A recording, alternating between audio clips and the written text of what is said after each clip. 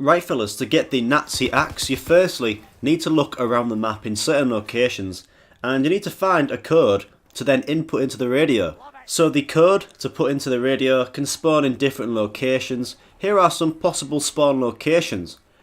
One code location is in this elevator, and the code is written underneath the toy doll.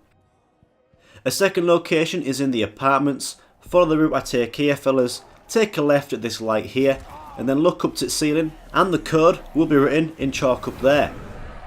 A third location is in the museum. You want to head inside, take a left up the stairs, and the code will be on the bottom of this wall here. Another location is in the museum again, and this one is underneath the wall by, and the code is written on the stone. A fifth location is in the stage area. You want to go backstage, and the code can spawn here on the side of this dresser. And finally, the last spawn location is where it spawned for me in my game. So backstage, you want to come to this part of the room here, and the code is on this wooden box here. It is pretty hard to see, but you can make out a number, and in my game, my number is 20.3. So you want to go find your code fellas. I've shown you all the locations, go find it, and either remember your code or just write it down. So now you've got your code of 3 digits, you want to look at this chart I've made for you here, and you want to compare your numbers to that chart. And if your code in your game is 20.3, just like in my game, all you do is look on the chart and find 20.3, and boom, there it is. 20.3 has an extra 3 numbers of 66.8, and these are the numbers that you're going to input into the radio.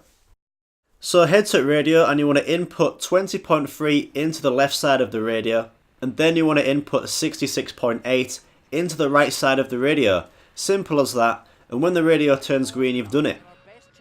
So this next step involves Morse code. I'm going to show you what the Morse sounds like, and then I'm going to tell you such an easy way to complete this step.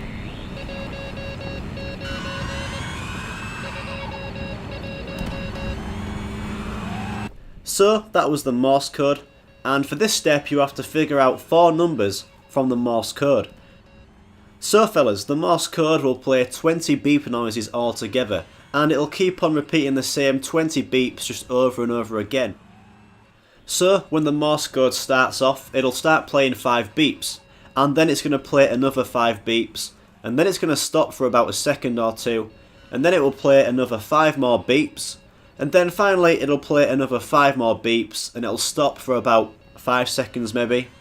And that is the end of the sequence. So this is what it sounds like for me in my game fellas.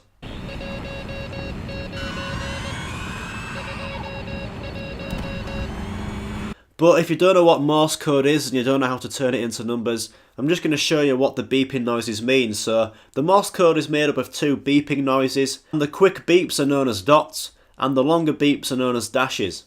So here is an example of this fellas. So I'm going to show you a short beep now. That is the short beep known as the dot.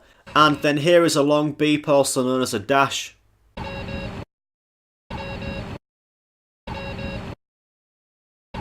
There you go fellas, so that is what Morse code is, and it's just dots and dashes really. So in your game the Morse code is going to play 20 beeps, and each 5 beeps corresponds to a number.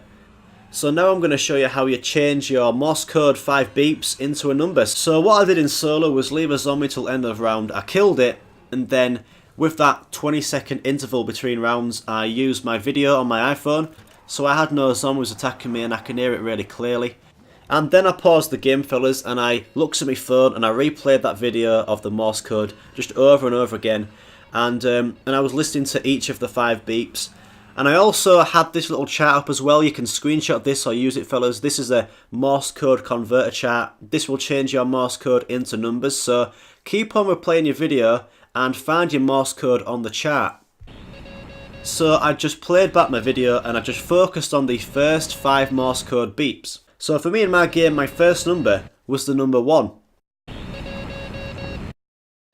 And as you can see fellas, the same dots and dashes match up with the number 1 on the chart. So that is one of the numbers figured out, so I'm going to write down the number 1 on a bit of paper. I now move on to the second 5 Morse code beeps. So we look at the chart and we can see that my 5 beeps convert to the number 9. Simple as that, fellas, and I'm going to write the number 9 down. On to my next 5 Morse code beeps now, and these beeps were a ... dash. So we'll look at the chart and we can see the Morse code converts to the number 2. So now I'm going to write the number 2 down. Now on to my last 5 beeps of my Morse code, and as you can see the dots and dashes convert to the number 1 again. And then I'm going to write the number 1 down, fellas, so that is how you figure out the Morse code. So here is a quick sum up of what I've just shown you, fellas. You want to first video the Morse code on your phone, and then listen to your Morse code, keep replaying it, look at the chart, figure out your first 5 beeps, and then figure out your next 5 beeps, and then find out your next 5 beeps, and then finally figure out your last 5 beeps, because all the 5 beeps, as I've said many times, convert to one number.